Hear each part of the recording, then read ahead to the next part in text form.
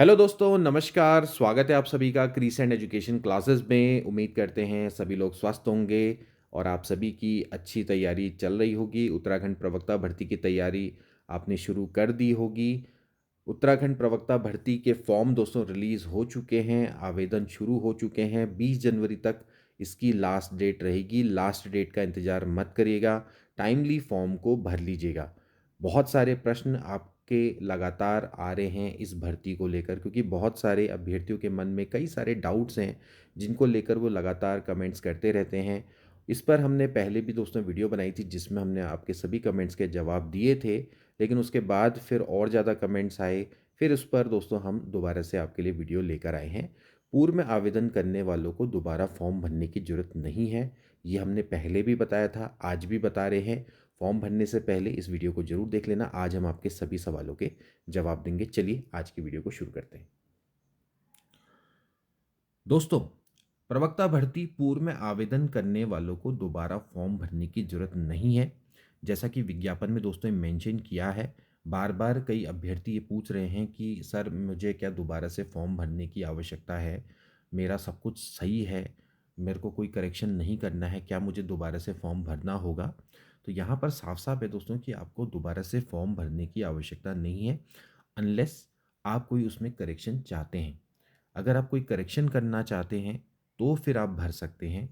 और कई अभ्यर्थियों के लगातार मुझे मैसेज आ रहे हैं कि उनके परीक्षा केंद्र को लेकर कि सर मैंने परीक्षा केंद्र पहले ये भरा था और क्या मुझे फॉर्म दोबारा भरना पड़ेगा।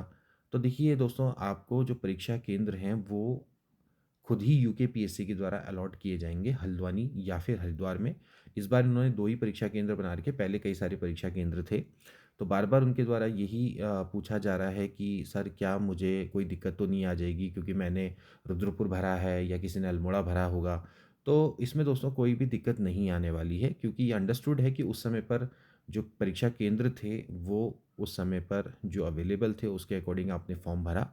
अब ये जाहिर सी बात है कि इसमें यूकेपीएससी में आपका जो आधार कार्ड है या जो अपने परीक्षा केंद्र को वरीयता दी थी, वहाँ पर दो परीक्षा केंद्र को वरीयता दी गई थी, प्रथम और सेकंड। तो जो भी आपका प्रथम वरीयता होगी उसके अकॉर्डिंग ही आपको अपना परीक्षा केंद्र मिल जाएगा। जैसे अगर आपने कुमाऊं क्षेत्र में वरीयता दी होगी तो फिर आपको हल्द्वानी मिल जाएगा, अगर आपने गढ़वाल क्षेत्र में वरीयता दी होगी तो फिर आपको हरिद्वार मिल जाएगा। इसमें कोई सिंपल सी इसमें बहुत सिंपल सी ये चीज़ है, इसमें ज़्यादा आपको टेंशन लेने की आवश्यकता नहीं है। अपना फॉर्म प्रॉपरली निकाल लीजिए। एक परीक्षा केंद्र की वजह से आपका जो फॉर्म है वो कैंसिल नहीं होने वाला, ठीक है। हाँ, अगर किसी को अपना परीक्षा केंद्र चेंज करवाना है, जैसे कि हल्द्वानी या हरिद्वार करवाना है, और उसके लिए अगर आप चाहते हैं कि भैया मुझे फॉर्म दोबारा से भरना है, तो फिर आप दोबारा से फॉर्म भर सकते हैं, वो आपकी इच्छा है। बट अगर आपको ये लगता है कि भाई मैं पहला मेरा रुद्रपुर था और मैं रुद्रपुर से अब हल्द्वानी करवाना चाहता हूँ, तो मुझे लगता है कि रुद्रपुर वाले को अपने आप ऑटोमेटिकली हल्द्वानी मिल जाएगा, उसमें कोई दिक्कत नहीं आने वाली है। तो एक खाली एक परीक्षा केंद्र चेंज करने के लिए अपने फॉर्म को निरस्त करना और फिर दोबारा से भरना, देखिए फॉर्म भरने में भी कई बार गलतियां हो जाती हैं, तो उसको दोबारा से आपको पूरी चीज़ें पूरी प्रोसेस दोबारा से करनी पड़ेगी। और ख़ासकर जो ओवर एज अभ्यर्थी हो चुके हैं उनको तो दोबारा फॉर्म भरने का कोई चांस नहीं है, क्योंकि देखिए जिस समय पर आपने फॉर्म भरा था उस समय पर आपका फॉर्म एक्सेप्ट हो गया। उस समय पर आपकी जो भी एज थी उस समय पर आप आ रहे थे दायरे में, अहर्ता आपकी सही थी, तो आपका फॉर्म एक्सेप्ट हो गया।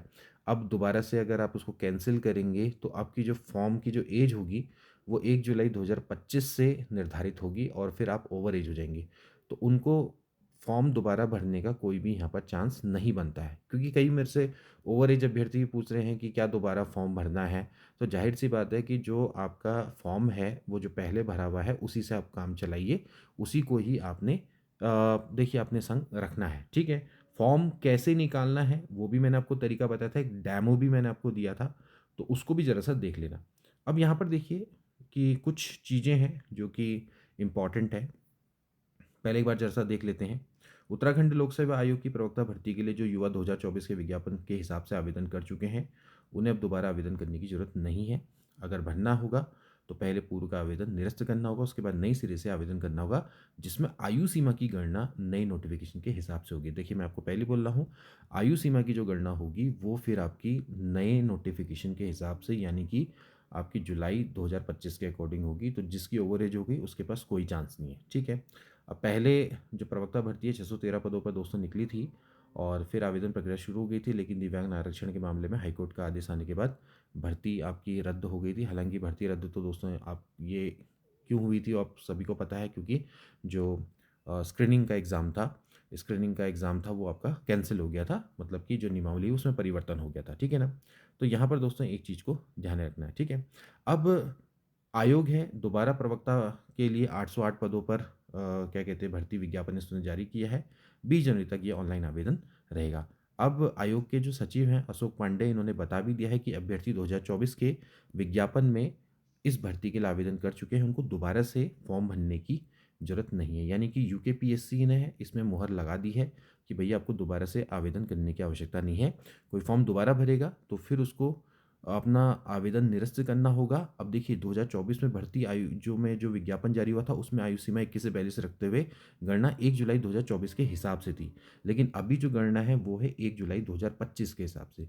अब इसमें कुछ लोग इसका विरोध करने स्टार्ट हो गए, क्योंकि अब जो समय वे फॉर्म नहीं भर पाए तो फिर वो चाहते हैं कि भैया इसकी 1 जुलाई 2024 के हिसाब से ही की जाए। तो देखिए यहाँ पर क्या कह रहे हैं कि 1 जुलाई 2025 के आधार पर ही जो है वो की जाएगी। आयु सीमा 21 से 42 वर्ष ही रहेगी। उधर बीएड प्रशिक्षित महासंघ के प्रवक्ता अरविंद हैं, इन्होंने मांग की है कि पूर्व की भांति अभ्यर्थियों की आयु सीमा में छूट दी जाए। तो यहाँ पर फिर वही वाली बात है कि पूरे तबके को खुश करना बहुत ही मुश्किल रहता है, ठीक है। तो यहाँ पर देखिए अब क्या है कि परीक्षा की तिथि के बाद में जारी होगी। यानी कि अब देखिए सबसे इम्पोर्टेंट चीज़ क्या है, देखिए अब बहुत सारे अभ्यर्थी हैं, उनके लगातार मैसेज आ रहे हैं कि सर हमारा एग्ज़ाम कब होगा, क्या हो सकता है, कब हो सकता है। तो देखिए ये चीज़ तो ना अभी यूकेपीएससी को भी खुद नहीं पता है कि कब आपका एग्ज़ाम करवाना है। यूकेपीएससी ने स्पष्ट कहा है कि भैया पहले हम आवेदन जितने प्राप्त होंगे फरवरी तक, पहले उनको देखा जाएगा, फिर उसके बाद में किस सब्जेक्ट का कब एग्ज़ाम होना है वो पता लगेगा, ठीक है। तो अभी कई सारे अभ्यर्थी लगातार हैं मुझसे पूछते हैं कि सर कब हो जाएगा एग्ज़ाम, कब हो जाएगा एग्ज़ाम। तो देखो भैया इसमें जो एग्ज़ाम है वो आपके अप्रैल से शुरू होने हैं अकॉर्डिंग टू कैलेंडर, और अप्रैल के बाद जो भी आपके एग्ज़ाम होंगे, जो डेट्स हैं उन डेट्स में आपके एग्ज़ाम हो सकते हैं। अब उसमें किस सब्जेक्ट का होगा ये कैसे कोई बता सकता है? ये तो भैया जब आपके फरवरी में फॉर्म भर जाएंगे फिर उसके बाद यूकेपीएससी देखेगा कि किसके कितने आवेदन हैं, फिर उसके अनुसार फिर वो सब्जेक्ट्स की जो डेट है वो डिसाइड करेगा। तो इसमें कोई नहीं बता सकता आपको, ठीक है। पर फिर भी आप ये लोग मान के चलिए कि आपका एग्ज़ाम अप्रैल में होगा, तो यहाँ से आपके पास 3 महीने का समय है, 3 महीने से भी कम का समय आप मान लीजिए। तो आपके पास इतना समय है कि आपने क्या करना है, अपनी तैयारी को स्टार्ट करना है, आप ये मान के चलिए। अगर होगा तो ज़्यादा होगा तो फिर आपका जुलाई में हो सकता है, जो भी आपकी जो डेट्स हैं, उसमें आपको देखने को मिलेगा, ठीक है। यहाँ पर एक चीज़ साफ-साफ लिख भी रहा है कि राज्य लोक सेवा आयोग ने अभी आवेदन प्रक्रिया शुरू की है। आयोग के सचिव अशोक पांडे का कहना है कि आवेदन प्रक्रिया पूरी होने के बाद विषयवार अभ्यर्थियों की संख्या के हिसाब से परीक्षा की तिथि तय की जाएगी, ठीक है। फिलहाल आयोग ने विज्ञापन के साथ परीक्षा की कोई तिथि जारी नहीं की है, इसको जानकारी बाद में अभ्यर्थियों को दी जाएगी। तो इसीलिए मैं कह रहा हूँ कि बार-बार जो परीक्षा की तिथि है उसको लेकर संशय में ना रहें, और आप ये मान के चलें कि आपके पास 3 से 4 महीने का समय है और आपने उसमें ही तैयारी करनी है। इससे जितना आपको एक्स्ट्रा टाइम मिल जाएगा वो आपके लिए बोनस होगा, ठीक। ज़्यादा समय लेके चलोगे और कम समय मिलेगा तो दिक्कत में आओगे।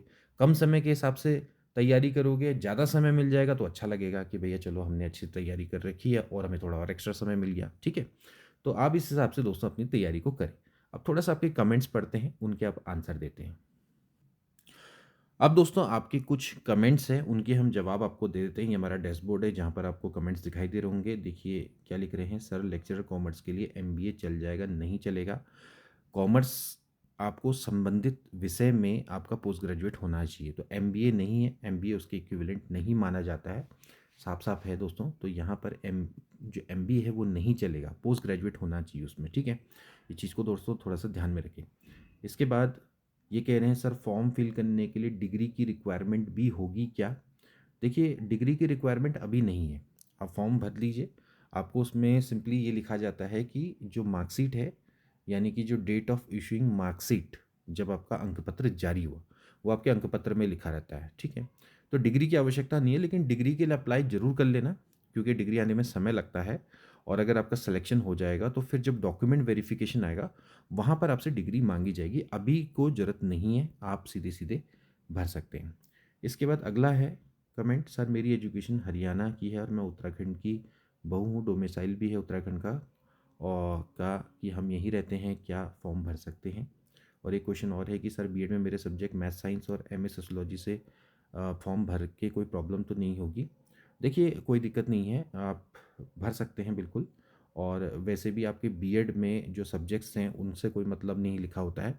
आपने बीएड किया हुआ और आप एमए सोशियोलॉजी से भरना चाहते हैं तो आप भर सकते हैं फॉर्म। और आप संबंधित विषय में पोस्ट ग्रेजुएट चाहिए प्लस बीएड चाहिए, ऐसा कहीं नहीं लिखा हुआ है कि बीएड में जो सब्जेक्ट का कॉम्बिनेशन है वो आपका वही होना चाहिए। बीएड के जो भी आप जो बाकी 4 चीज़ें वो तो पढ़ते ही हैं, ठीक है? तो ऐसा नहीं है, बस बीएड होना चाहिए, कॉम्बिनेशन की कोई बात नहीं करते हैं, ठीक है? तो एमएस सोशियोलॉजी प्लस बीएड अगर आपने किया हुआ है तो आप इसको भर पाएँगे, कोई भी यहाँ पर दिक्कत नहीं है, ठीक है? इसके बाद अगला है, सर एम्प्लॉयमेंट ऑफिस में एमए की डिग्री रजिस्ट्रेशन करवाना ज़रूरी है या नहीं? बिल्कुल नहीं, कोई ज़रूरत नहीं है। एम्प्लॉयमेंट में केवल रजिस्ट्रेशन होता है। एम्प्लॉयमेंट में आपकी जो शैक्षिक योग्यता है उसको ऐड करवाने से कोई फ़ायदा नहीं है और उससे कोई फ़र्क नहीं पड़ता, ठीक है? एम्प्लॉयमेंट में रजिस्ट्रेशन बस खाली एक रजिस्ट्रेशन होता है कि भैया हम बेरोज़गार हैं और हमें रोज़गार चाहिए, और इसका इससे कोई मतलब नहीं है कि आपने उसमें खासकर सरकारी उसमें देखा जाए तो आप उसमें एमए, बीएड ये सब योग्यताएँ ऐड कराने की कोई आवश्यकता नहीं है, ठीक है? तो ज़रूरी नहीं है। इसके बाद अगला है, सर नमस्ते, मेरी एमए पॉलिटिकल साइंस से है बीएड और मेरा सब्जेक्ट हिंदी और एसएसटी है, क्या मैं अप्लाई कर सकती हूँ? देखिए उससे कोई फ़र्क नहीं पड़ता है। फिर मैं वही बोल रहा हूँ, एमए पॉलिटिकल साइंस से है, बिल्कुल आप अप्लाई करिए। बीएड में कोई भी सब्जेक्ट हो, इट डज़न्ट मैटर।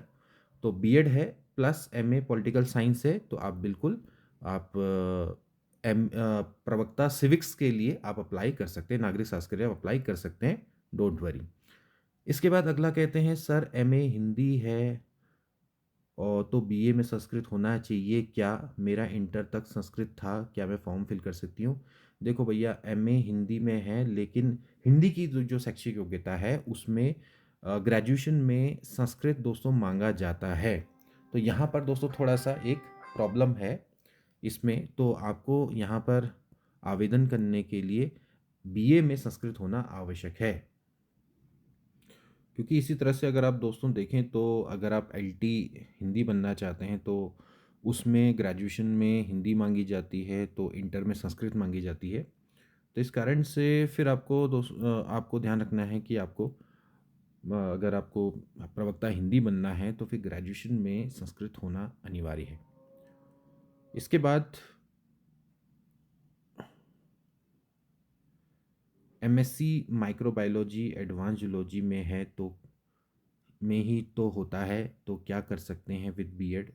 देखिए अब ये एडवांस अगर जूलॉजी में अगर आपको एमएससी माइक्रोबायोलॉजी की अगर जो आपकी उपाधि है वो आपकी एडवांस जूलॉजी में लिखी हुई है तो फिर आप भर सकते हैं, ठीक है? तो आप बीएड के संग आप क्या कहते हैं अप्लाई कर सकते हैं, बस उसमें एडवांस जूलॉजी लिखा होना चाहिए, ठीक है? इसके बाद दोनों पेपर एक ही दिन होंगे, तो दोनों पेपर एक ही दिन होंगे बिल्कुल। अभी तो यहाँ पर साफ साफ है कि दोनों पेपर एक ही दिन में आपके होने वाले हैं। इसके बाद फ़ोटो नहीं अपलोड हो रही है, फ़ोटो का साइज़ कितना रखना है? देखिए जब आप वहाँ पर अपलोड करते हैं ना फ़ोटो तो वहाँ पर साफ साफ लिखा रहता है, वहीं पर ही अगर आप देखें तो जब फ़ोटो अपलोड करते हैं तो उसके साइड में ही एक आपका पैरामीटर वहाँ पर दिया रहता है, और इवन वहाँ पर आपके सामने एक उसका भी ऑप्शन आता है कि जो आप फ़ोटो जब अपलोड कर रहे हैं तो उसको आप रीसाइज़ कर सकते हैं, ठीक है? तो आप उसको चेक कर लीजिएगा, वहाँ पर लिखा होता है। तो सिग्नेचर का साइज़ अलग होता है, फ़ोटो का साइज़ अलग होता है, एक बार देख लीजिएगा, ठीक है?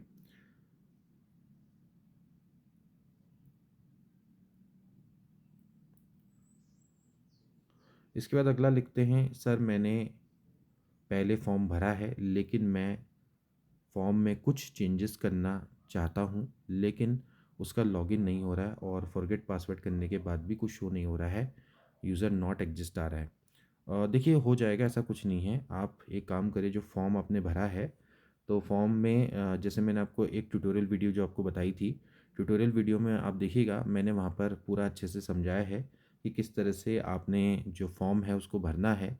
सबसे पहले आप जैसे लॉगिन वाले जो पार्ट है उसमें जाइए और लॉगिन वाले पार्ट में अपना मोबाइल नंबर डाल लीजिए, ठीक है। मोबाइल नंबर ज़्यादा बेस्ट रहता है, उससे ज़्यादा हो जाएगा। मेल आईडी वेल आईडी हो सकता है कि ना उठाए, तो मोबाइल नंबर ज़रूर उठा लेगा। और उसके बाद फिर कैप्चा डाल के फॉरगेट पासवर्ड में चले जाइएगा।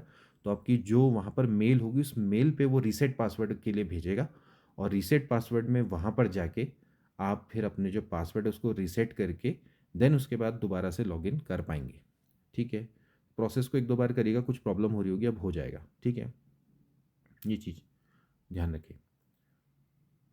इसके बाद if only needs to edit his और form the employment card OBC certificate dates that to we have to cancel the form, please help if we could edit this section. No, अगर आपको edit करना है उस section को तो भैया पहले आपको फॉर्म कैंसिल करना पड़ेगा। एडिटिंग तब भी पॉसिबल है जब आप कैंसिल करें। कैंसिल का मतलब है कि दोबारा से पूरा का पूरा फॉर्म भरो। तो अगर आपकी ये चीज़ें एक्सपायर हो गई हैं, इससे कोई मैटर नहीं करता है, चाहे एम्प्लॉयमेंट हो चाहे ओबीसी सर्टिफिकेट हो। तो मैंने आपको पहले ही बताया कि जो आपके पूर्व के सर्टिफिकेट्स हैं that time they were valid, okay. और अभी आप उनको लेके जाइएगा, जब आपका सिलेक्शन हो जाएगा डॉक्यूमेंट वेरिफिकेशन में 100% वो आपके चलेंगे, कोई दिक्कत नहीं है। इसीलिए लिखा जाता है कि जो भी आपके फॉर्म होते हैं वो आपकी एग्ज़ाम की तिथि तक वैलिड होने चाहिए। कभी भी ऐसा नहीं लिखा जाता है कि वो डॉक्यूमेंट वेरिफिकेशन तक वैलिड होने चाहिए, है ना। एग्ज़ाम भरे जाने की अंतिम तिथि तक वैलिड होनी चाहिए। तो उस समय पर एग्ज़ाम भरे जाने की अंतिम तिथि क्या थी, जो भी रही होगी 2024 में, अब मुझे याद नहीं है। तो उस समय तक वो वैलिड थे, तो उसको एक्सेप्ट किया जाएगा। आप इस चीज़ को समझिए। तो आपको दोबारा से ये सब चीज़ें करने की आवश्यकता नहीं है।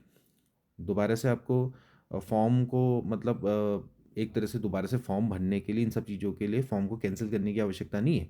तो आप चाहें तो इनको रिन्यू करवा सकते हैं, उसको रख सकते हैं, लेकिन जो पुराने वाले हैं सर्टिफिकेट उनको ज़रूर रखना है अपने पास। और ध्यान रखना है कि पुराने वाले रखने बहुत ज़रूरी हैं।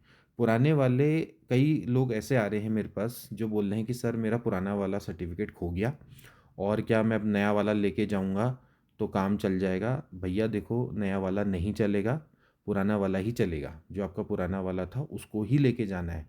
वही मेन सर्टिफिकेट है जिसके आधार पर आपने फॉर्म भरा था, चाहे वो ओबीसी का हो, चाहे वो ईडब्ल्यूएस का हो, या फिर चाहे वो एम्प्लॉयमेंट का हो। तो ध्यान रखना है कि उसी को ही लेके जाना है, ठीक है।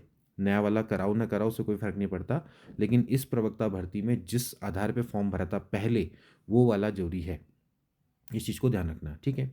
और अगर ऐसा लगता है कि भैया पुराना वाला खो गया और कुछ नहीं मिल पा रहा है पुराना वाला, तो फिर एक काम ये कर सकते हो कि भैया फॉर्म को कैंसिल करो, नए सिरे से अभी फॉर्म भरो, वो आपके लिए एक सोल्यूशन रह सकता है, ठीक है। इसके बाद प्लीज़ कोई बता दीजिए, मेरा एमए हो चुका है और अभी बीएड कर रही हूँ, क्या मैं भर सकती हूँ? बीएड में मेरा 3rd सेमेस्टर चल रहा है। नहीं भर सकते भैया आप पेयरिंग वाले। अब पेयरिंग का कोई प्रावधान नहीं है। जो भी लोग भरेंगे पूरे कंप्लीट होनी चाहिए शैक्षिक योग्यता। इसके बाद देखिए क्या कहते हैं, शिल्पा नेगी जी कहते हैं, गुड आफ्टरनून सर। सर मैंने पहले फॉर्म भी एक फिल किया था और मुझे कोई करेक्शन या चेंज नहीं करना है। मेरा सिर्फ ये क्वेश्चन है कि क्या पुराना फॉर्म को अपडेट करना होगा, उससे रिलेटेड कुछ फॉर्मेलिटी होगी, कोई गाइड करिए। नहीं करना है, कुछ भी नहीं करना है।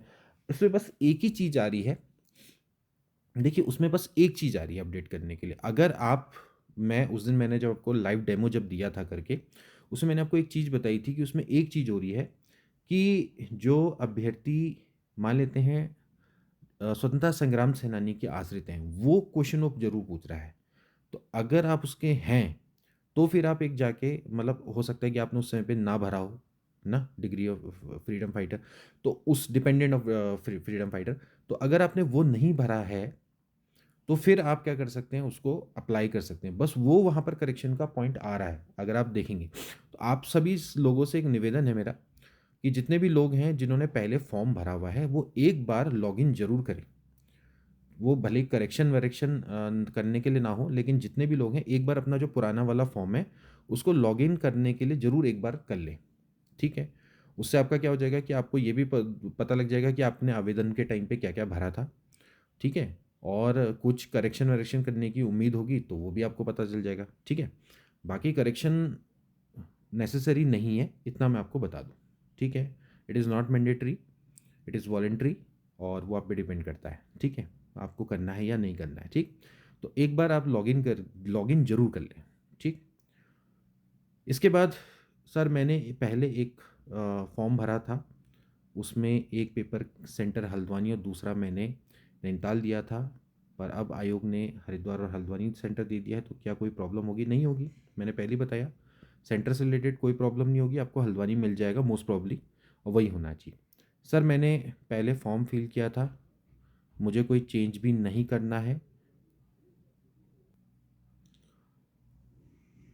तो क्या मुझे दोबारा से फॉर्म भरना होगा? नहीं भरना होगा, कोई दिक्कत नहीं है, आपको ज़रूरत नहीं है, ठीक है। इसके बाद ये कह रहे हैं सर पुराने फॉर्म का लॉगिन और आईडी पासवर्ड सही डाल रहा हूँ, लेकिन फिर भी इनवैलिड क्रेडेंशियल आ रहा है। तो देखिए कुछ नहीं करना है आपको, सबसे पहले अपना मोबाइल नंबर डालिए और कैप्चा को भरिए और वहाँ पर फॉरगेट पासवर्ड कर लो। हो सकता है कि आपका जो पासवर्ड है वो गलत आ रहा हो, ठीक है। इसके बाद सर मैंने पिछली बार फॉर्म भरा था, सक्सेसफुली कंप्लीटेड का मैसेज और एप्लीकेशन नंबर मेल पर आया था, मैंने पासवर्ड भी लिख कर रखा था। अभी लॉगिन करता हूँ तो invalid credential user does not exist आ रहा है। कोई दिक्कत नहीं, मैं पहले ही बता रहा हूँ, आप मोबाइल नंबर डालिए और अपना जो कैप्चा कोड है उसको डालिए, वहाँ से फॉरगेट पासवर्ड करके दोबारा से पासवर्ड रीसेट करो, ठीक है। तो ये आपके दोस्तों यहाँ पर है। एक रचना ननवाल जी कहती है good afternoon dear sir, thank you very much, आपने मेरा कमेंट पढ़ा और अब मेरा डाउट क्लियर किया, तो क्या अब मैं रिलैक्स होकर एग्ज़ाम की प्रिपरेशन कर सकती हूँ? बिल्कुल आप कर सकते हैं, इसमें कोई भी दिक्कत नहीं है। इसके बाद सर EWS पहले लगा हुआ है, जो अब एक्सपायर हो गया है, रिन्यू कराने की आवश्यकता है, नहीं है, मतलब रिन्यू करवा लो पुराना वाला, लेकिन ज़रूर लेकर जाना, ओके। इसके बाद सर ओनली MSc वाले भी भर सकते हैं? नहीं भर सकते हैं, आप केवल MSc नहीं, साथ साथ आपको BEd भी चाहिए होगा। सर मेरा मैरिज सर्टिफिकेट नहीं बना है, आगे क्लियर चल कर डॉक्यूमेंट वेरिफिकेशन में कोई दिक्कत तो नहीं होगी? मैरिज सर्टिफिकेट का क्या लेना देना, मैरिज सर्टिफिकेट से कोई मतलब नहीं है, ठीक है। एक चीज़ और जो कि बहुत सारे लोग पूछ रहे हैं मुझसे, खासकर जो महिलाएं हैं, यानी कि जो हमारे उत्तराखंड में फीमेल कैंडिडेट्स हैं जिनकी शादी हो चुकी है और शादी के नाम बाद उनका जो डॉक्यूमेंट्स हैं उसमें नाम तो परिवर्तन नहीं हुआ, लेकिन उनके आधार कार्ड में और इसमें नाम परिवर्तन हो गया है अब, ठीक है। तो वे लोग कह रहे हैं कि हम किसके आधार पर भरें, तो उनका लिए आंसर ये रहेगा कि आप जो आपके हाई स्कूल में सर्टिफिकेट में जो नाम लिखा हुआ है उसके आधार पर भरें। बाद में आपका जब सिलेक्शन हो जाएगा तो फिर आप एक एफिडेविट लगा देंगे, जो कि नाम में भिन्नता से संबंधित शपथ पत्र होता है वो बाद में लगा देंगे, ठीक है। तो आप सिर्फ जो अभी आधार कार्ड के आधार पर ना भरे नाम, जो आपका हाई स्कूल में जो नाम है, ठीक है, या आपके इंटर में जो नाम है, ग्रेजुएशन में जो नाम है, वैसे तो हाई स्कूल ज़्यादा सही रहेगा क्योंकि डेट ऑफ बर्थ भी उससे लेनी है, तो उसके आधार पे जो नाम लिखा हुआ है उसके अकॉर्डिंग भरें। बाकी फिर बाद में आपका जो मैरिज है, अभी वो नाम चेंज हो चुका है, उसके रिलेटेड आप जो एफिडेविट है वो लगा देंगे, कोई दिक्कत नहीं आएगी, ठीक है। तो ये चीज़ ध्यान रखना। सर मेरी एज 21/6/80 है, पिछली बार क्या कहते हैं मैंने फॉर्म भरा था, उसी आधार पर पेपर दे सकती हूँ क्या? अब एज ओवर मानी जाएगी? नहीं भाई साहब, कोई दिक्कत नहीं है, आपका जो फॉर्म है पिछले बार भर गया था, तो कोई दिक्कत नहीं है, अभी आपको कोई भी इशू नहीं आएगा, आप आराम से तैयारी करिए। मैं ओवर एज स्टूडेंट के लिए पहले ही बोल रहा हूँ, जिन लोगों ने पहले फॉर्म भर लिया है, एक्सेप्ट हो गया है, कोई दिक्कत नहीं है, चाहे वो ओवर एज हो भी चुके हैं, उनका फॉर्म चलेगा, आप पेपर दे सकते हैं, कोई दिक्कत नहीं आएगी, और इवन सिलेक्शन भी ले सकते हैं। तो इस तरह से यहाँ पर ध्यान रखिएगा। तो फिलहाल तो दोस्तों आपके जो कमेंट्स हैं वो काफ़ी सारे हैं, और कमेंट्स ज़्यादातर एक ही टाइप के कमेंट्स हैं, ज़्यादातर लोगों के एक ही टाइप के कमेंट हैं, बहुत सारे प्रश्न तो हैं लेकिन एक ही टाइप के ज़्यादातर हैं। फॉर्म पहले से भरा हुआ है, ओबीसी का सर्टिफिकेट वो हो गया है, ठीक है, ओबीसी से फिल किया था, बट अब ओबीसी सर्टिफिकेट नहीं बन रहा है, तो क्या जनरल कैटेगरी से बनना होगा? नहीं करना होगा, आप पुराना वाला जो ओबीसी का सर्टिफिकेट है वो लेके जाइए, भले ही अभी आपका ओबीसी नहीं बन रहा है, लेकिन दैट टाइम आप ओबीसी सर्टिफिकेट में थे तो उसका आप फ़ायदा ले सकते हैं, कोई दिक्कत नहीं है, आपको नया ओबीसी सर्टिफिकेट नहीं ले जाने की ज़रूरत है, पुराना वाला लेके जाओ, ठीक है।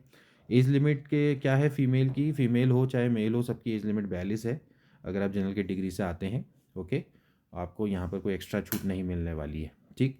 और हाँ, अगर आप SC ST या OBC से बिलोंग करते हो तो प्लस 5 साल जोड़ दो, PS से आते हो तो 10 साल इसमें और ऐड कर दो, तो वो मिल जाएगा आपको, ठीक है। Candidates from the other states are eligible और नॉट एलिजिबल। अब देखिए एग्ज़ाम डेट क्या हो सकती है, एग्ज़ाम डेट का मैंने पहले ही बताया, वो आज मैंने आपको क्लियर कर दिया। एग्ज़ाम डेट आपकी जब फॉर्म पूरे भर जाएंगे उसके बाद ही डिसाइड हो पाएगी। तो दोस्तों ये वीडियो थोड़ा सा लंबी हो जाती है, बहुत सारे कमेंट्स आपके जवाब देने होते हैं और उम्मीद करता हूँ कि आपके सभी कमेंट्स के हमने यहाँ पर जवाब दे दिए होंगे। जो जो इंपॉर्टेंट्स पॉइंट थे वो मैंने पकड़ लिए हैं, बाकी सब आपके जो कमेंट्स हैं वो एक ही जैसे हैं। तो आई होप कि ये वीडियो आपके लिए लाभदायक रहेगी और आप अच्छे से क्लियर माइंड से फॉर्म भर पाएंगे। मिलेंगे नेक्स्ट वीडियो में, तब तक के लिए take care and good bye.